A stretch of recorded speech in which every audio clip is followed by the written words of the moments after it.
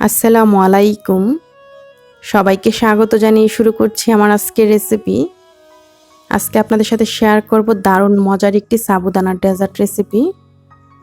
সাবুদানার এই ডেজার্টটি তৈরি করা খুব সহজ। আসছে রমজানে আপনার ইফতারের টেবিলে রাখতে পারেন।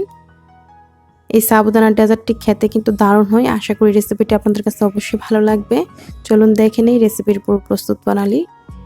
আমি চুলায় একটা প্যানে পর্যাপ্ত পরিমাণ পানি নিয়ে ফুটিয়ে নিয়েছি। পানিটা যখন ফুটে গিয়েছে দিয়ে দিচ্ছি মেজারমেন্ট কাপে 1 কাপ সাবুদানাটাকে আমি ধুয়ে তারপর 10 মিনিট পানিতে ভিজিয়ে রেখেছিলাম। তারপর পানিটা ছেঁকে এখানে দিয়ে দিলাম।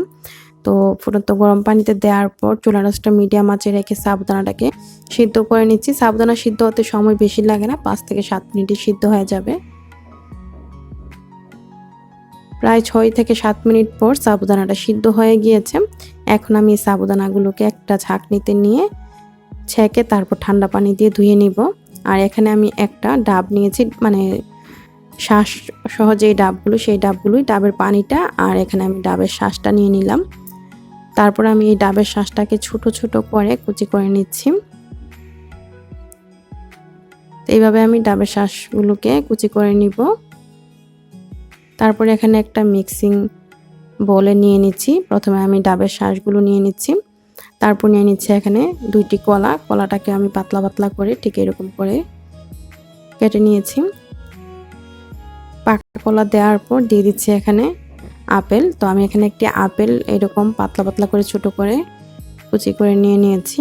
তারপর দিয়ে দিব এখানে ভ্যানিলা এসেন্স, 1/2 চা চামচের যে কিছুটা বেশি। ভ্যানিলা এসেন্সটা অপশনাল, আপনারা চাইলে দিতে পারেন, না দিলেও কোনো সমস্যা নেই। তারপর দিয়ে দিচ্ছি এখানে 1/2 কাপের চেয়ে কিছুটা বেশি কনডেন্স মিল্ক। আমি এখানে চিনি ব্যবহার করব না, যেহেতু কনডেন্স মিল্ক দিয়েছি।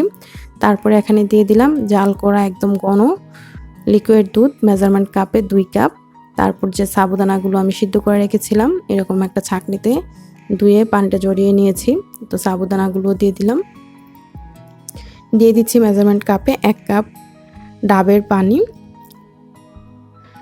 তারপর এখন এই সবগুলো একসাথে আমি ভালো করে মিলিয়ে নিচ্ছি। সবকিছু একত্রে ভালো করে মিলিয়ে নেওয়ার পর দিয়ে দিচ্ছি এখানে জেলু। এই জেলুগুলো কিভাবে তৈরি করতে হয় আমি গতকাল আপনাদের সাথে কি রেসিপি শেয়ার করেছি, আপনারা চাইলে দেখে নিতে পারেন। লিঙ্ক ডিসক্রিপশন বক্সে দেওয়া থাকবে বা কমেন্টে দেওয়া থাকবে, আপনারা চেক করে নিতে পারেন। তো জেলু রেসিপিটা গতকালকে শেয়ার করেছি, তাই আর এই রেসিপিতে দিলাম না। তো জেলুগুলো দেওয়ার পর একত্রে সব কিছু মিশিয়ে নিলে কিন্তু এই ডেজার্টটি তৈরি। আর এই ডেজার্টটি কিন্তু এরকম পাতলাও হয়, আর এরকম পাতলাই খেতে বেশি ভালো লাগে। তো এই যে ঠিক এরকম হবে। এখন আমি গ্লাসে নিয়ে নিচ্ছি। দেখলেনই তো কত সহজে এই সাবুদানার ডেজার্টটি তৈরি করা যায়। দেখতেও অনেক সুন্দর হয়, খেতেও কিন্তু দারুণ হয়। আপনারা তৈরি করতে পারেন খুব সহজে, অতিথি আপ্যায়নেও আপনারা রাখতে পারেন। আর আসছে রমজানে ইফতারের টেবিলে তো রাখবেনই অবশ্যই। তো আশা করি রেসিপিটি আপনাদের কাছে অবশ্যই ভালো লাগবে। যদি রেসিপিটি ভালো লাগে লাইক, কমেন্ট, শেয়ার দিয়ে সাথেই থাকবেন। আমার আজকের এই রেসিপিটি দেখার জন্য আপনাদের সবাইকে অসংখ্য ধন্যবাদ। সবাই ভালো থাকবেন, আমার জন্য দোয়া করবেন। আল্লাহ হাফেজ।